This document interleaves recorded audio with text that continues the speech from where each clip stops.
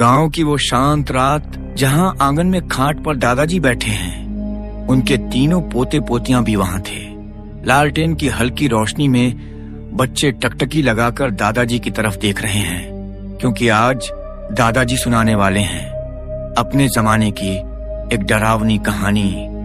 दादाजी, आज डरावनी कहानी सुनाओ ना। हाँ दादाजी, पिछली बार वाली भूत वाली कहानी बहुत मजेदार थी। आज उससे भी डरावनी सुनाओ। लेकिन दादाजी, सच सच बताना, आप जब छोटे थे तब क्या सच में भूत प्रेत मिलते थे? अरे बच्चों, हमारे जमाने के किस्से अलग ही थे। आजकल के लोग हंसते हैं इन बातों पर, लेकिन उस वक्त गांव वाले इन चीजों से डरते थे। आज मैं तुम्हें एक ऐसा किस्सा सुनाऊंगा जो मेरे जमाने में गांव का सबसे मशहूर किस्सा हुआ करता था। कौन सा किस्सा दादाजी? किस्सा उस भूतिया रास्ते का। गांव के बाहर खेतों के बीच से होकर एक लंबा सुनसान रास्ता निकलता था। दिन में तो लोग उस रास्ते से गुजर जाते थे, लेकिन रात को उस रास्ते पर कदम रखने की किसी की हिम्मत नहीं होती थी। क्यों दादाजी, उस रास्ते पर ऐसा क्या था? लोग कहते थे रात ढलते ही उस रास्ते पर कोई दिखता था, ना इंसान ना जानवर, बल्कि कुछ ऐसा जो इंसान का रूप तो लेता था मगर इंसान कभी था ही नहीं। बच्चों की सांसें थम सी जाती हैं। ये किस्सा बहुत पुराना है, जब मैं भी तुम्हारी उम्र का था।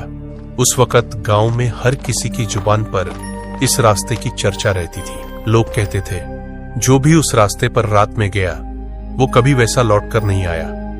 किसी की आंखें हमेशा के लिए सुनी सुनी रह गईं, किसी का दिमाग खराब हो गया और कुछ तो कभी लौटे ही नहीं। दादाजी, आप उस रास्ते पर गए थे क्या? हाँ, गया था, और जो मैंने उस रात देखा था वो मैं आज तक नहीं भूल पाया हूँ। बात बहुत पुरानी है। उस समय मैं भी तुम्हारी तरह छोटा ही था। गांव के बाहर खेतों के बीच से एक लंबा सुनसान रास्ता जाता था। दिन में लोग उसी से होकर कस्बे तक पहुंचते, लेकिन रात में कोई उस रास्ते की तरफ नजर भी नहीं डालता। गांव के लोग कहते थे उस रास्ते पर कोई अदृश्य ताकत रहती है। बच्चे चुपचाप सुनते हैं। उस समय गांव में एक बूढ़े चाचा रहते थे, नाम था राम खेलावन। लोग कहते थे कि उन्होंने उस रास्ते पर कई बार अजीब चीजें देखी थी। राम खेलावन चाचा हर किसी को समझाते, रात में उस रास्ते पर मत जाना, वहां कोई परछाई घूमती है। लेकिन बच्चों, गांव में कुछ लोग ऐसे भी थे जो मजाक उड़ाते थे। वे कहते, भला परछाई से भी कोई डरता है क्या? और यही लापरवाही कई बार भारी भी पड़ती थी। दादाजी, आपने उस रास्ते पर क्या देखा था? सुनो, उस रात की बात है। गांव में किसी का ब्याह था। मैं भी अपने दोस्तों के साथ बारात देखने गया था। रात काफी देर हो गई थी। जब लौटा तो बाकी सब लोग गांव की गलियों से होकर घर चले गए, लेकिन मैं अकेले उस सुनसान रास्ते से गुजरने लगा। बच्चे सांस रोककर सुन रहे हैं। शुरुआत में सब ठीक था। चांदनी हल्की हल्की फैली थी, रास्ते के दोनों तरफ खेत और बीच में वो लंबी पगडंडी। मैं धीरे धीरे चलता रहा, लेकिन कुछ दूर जाकर अचानक ऐसा लगा जैसे पीछे कोई चल रहा हो। मैंने सोचा शायद मेरा वहम है, लेकिन बच्चों, जब मैंने कदम तेज किए तो पीछे से भी किसी के कदमों की आवाज तेज हो गई, जैसे कोई बिल्कुल मेरे पीछे पीछे चल रहा हो। मेरे रोंगटे खड़े हो गए। मैंने हिम्मत करके पीछे मुड़कर देखा, लेकिन वहां कोई नहीं था, सिर्फ खाली रास्ता और खेतों में खामोशी। मैंने सोचा शायद मेरा भ्रम है। मैंने फिर चलना शुरू किया, लेकिन बच्चों, कुछ ही कदम आगे बढ़ा था कि सड़क के किनारे एक औरत खड़ी दिखी। औरत? कौन थी वो? औरत अजीब थी, सफेद कपड़ों में थी, चेहरा उसके बालों से ढका हुआ। वो चुपचाप रास्ते के किनारे खड़ी थी, जैसे मेरी राह देख रही हो। मैंने सोचा शायद गांव की कोई औरत होगी, लेकिन बच्चों, रात के उस वक्त कोई अकेला वहां क्या कर रहा होगा? दादाजी की आवाज और भारी हो जाती है। बच्चे सहम जाते हैं। मैंने नजरें झुकाकर चलना शुरू किया, लेकिन जैसे जैसे मैं पास पहुंच रहा था मुझे साफ सुनाई दे रहा था। वो औरत हल्की हल्की हंस रही थी। उसकी हंसी इंसानी नहीं लग रही थी। बच्चों की सांसें तेज हो जाती हैं। मैंने हिम्मत करके दोबारा उसकी तरफ देखा, और बच्चों, वो औरत अब मेरे सामने खड़ी थी। न उसने चलने की आवाज की, न कदमों की आहट। बस एक पल में ही वो मेरे सामने आ गई। उसके बाल चेहरे पर थे, लेकिन उसकी आंखें बालों के बीच से चमक रही थीं, ऐसी आंखें जिन्हें देखकर मेरी रूह कांप गई। बच्चे डरे हुए हैं। दादाजी की आवाज गंभीर और धीमी हो जाती है। बच्चों, वही रात थी जब मैंने पहली बार उस सेन भूतिया रास्ते की असली सच्चाई देखी। बच्चों, वो औरत अब मेरे बिल्कुल सामने थी। उसका चेहरा बालों से ढका हुआ था, लेकिन उन बालों के बीच से उसकी आंखें चमक रही थीं, ऐसी आंखें जिनमें इंसानियत का नामो निशान नहीं था। उस पल मेरे शरीर की सारी ताकत जैसे खींच ली गई हो। मैं चीखना चाहता था, भागना चाहता था, लेकिन मेरे पैर जमीन में जैसे जकड़ गए थे। बच्चे सहम कर चुप हो जाते हैं। वो औरत धीरे धीरे मेरे चारों ओर घूमने लगी। उसके पांव जमीन को छू भी नहीं रहे थे, मानो वो हवा में तैर रही हो। और बच्चों, जब वो घूमते हुए मेरे कान के पास आई तो उसने बहुत धीमी आवाज में कहा, क्यों आया है इस रास्ते पर? उसकी आवाज ऐसी थी जैसे किसी टूटी हुई बांसुरी से हवा निकल रही हो। मेरे कान सुन्न पड़ गए। मैंने साहस जुटाकर कहा, मैं तो बस घर जा रहा हूं। इतना कहते ही वो औरत ठहाका मारकर हंसने लगी। उसकी हंसी सुनसान खेतों में गूंजने लगी। ऐसा लगा जैसे पूरा रास्ता उसी की हंसी से भर गया हो। और फिर उसने अचानक अपना चेहरा उठाया। बच्चों, उसका चेहरा इंसानी नहीं था। आंखें लाल अंगारों की तरह चमक रही थीं। नाक की जगह एक काली गड्ढी और होंठों से खून टपक रहा था। मैंने जैसे ही देखा, मेरी रूह कांप गई। बच्चे चीखने जैसे हो जाते हैं, लेकिन दादाजी हाथ उठाकर उन्हें शांत करते हैं। मैंने हिम्मत करके पीछे हटना चाहा, लेकिन जैसे ही मैंने कदम बढ़ाया, वो औरत हवा में उछली और मेरे ठीक सामने आ गिरी। अब उसके और मेरे बीच जरा सा भी फसला नहीं था। उसकी सांस मेरे चेहरे पर पड़ रही थी। वो सांस इतनी ठंडी थी मानो कोई बर्फ की सिल्ली मेरे गले पर रख दे। उसने मेरी आंखों में झांक कर कहा, अब तू भी यहीं रुकेगा, हमेशा हमेशा के लिए। बच्चे सिहर जाते हैं। बच्चों, मैं अब सचमुच मरने ही वाला था। मेरे हाथ पांव काम नहीं कर रहे थे। मैं जमीन पर गिर गया। उस औरत ने अपने लंबे हड्डियों जैसे हाथ मेरी गर्दन की तरफ बढ़ाए और तभी गांव से मंदिर की घंटी बजने की आवाज आई। उस आवाज के साथ ही वो औरत एकदम पीछे हट गई। उसकी आंखों की चमक धीमी पड़ गई और देखते ही देखते वो धुएं की तरह हवा में गायब हो गई। लालटेन अचानक स्थिर हो जाती है। सन्नाटा छा जाता है। बच्चे अब भी डरे हुए दादाजी को देखते हैं। दादाजी सच में गायब हो गई थी? हाँ बच्चों, मैं वहीं जमीन पर कुछ देर तक पड़ा रहा।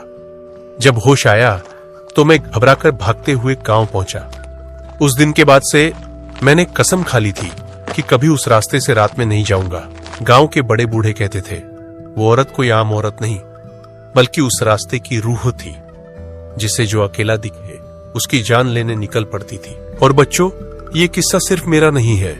गांव के और भी लोग उस रास्ते पर अजीब अजीब चीजें देख चुके हैं। बच्चों, मैंने तो उस औरत का सामना किया ही था, लेकिन वो अकेली घटना नहीं थी। हमारे गांव में और भी लोगों ने उस रास्ते पर अजीब अजीब चीजें देखी हैं। आज मैं तुम्हें उनमें से 2 किस्से सुनाता हूँ। सुनने की हिम्मत है ना? हाँ दादाजी, सुनाओ, लेकिन जल्दी जल्दी सुना देना। दादाजी हल्की मुस्कान लाते हैं, फिर गहरी सांस भरकर पहला किस्सा शुरू करते हैं। ये बात बहुत पुरानी है। शंभू काका हमारे पड़ोस में रहते थे।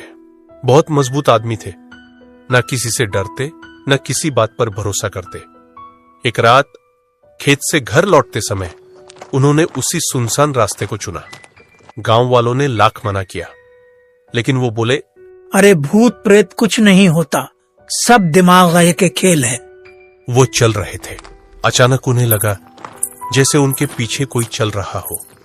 पहले तो उन्होंने ध्यान नहीं दिया, लेकिन जब वो रुके तो पीछे से पायल की छन छन की आवाज भी रुक गई। और जब वो चले तो फिर वही छन छन। बच्चे चौकन्ने होकर एक दूसरे को देखते हैं। शंभू काका को गुस्सा आ गया।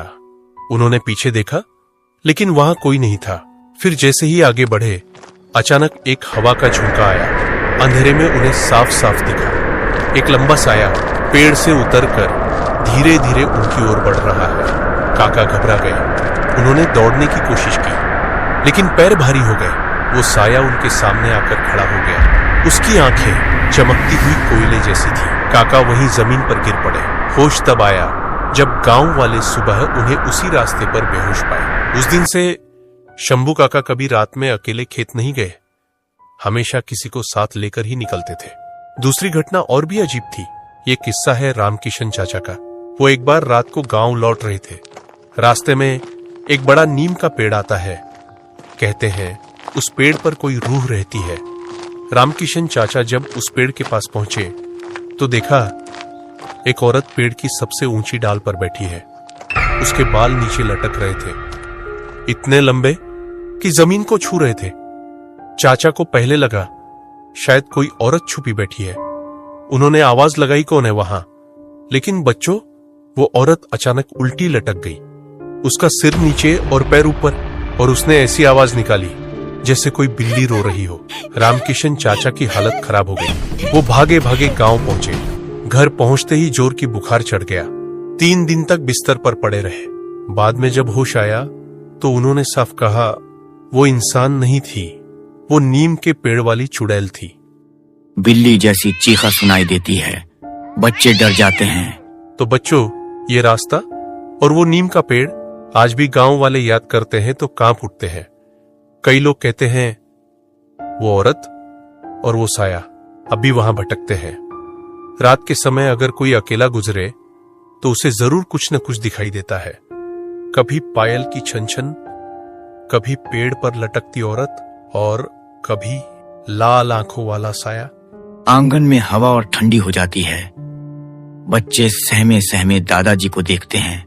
दादाजी, अगर सच में कोई भूत मिल जाए तो क्या करना चाहिए? यही तो सबसे बड़ी बात है बच्चों। भूत से भागने वाले लोग बच भी जाते हैं और कई बार नहीं भी, लेकिन जो डर पर काबू पा ले वही जिंदा घर पहुंचते हैं।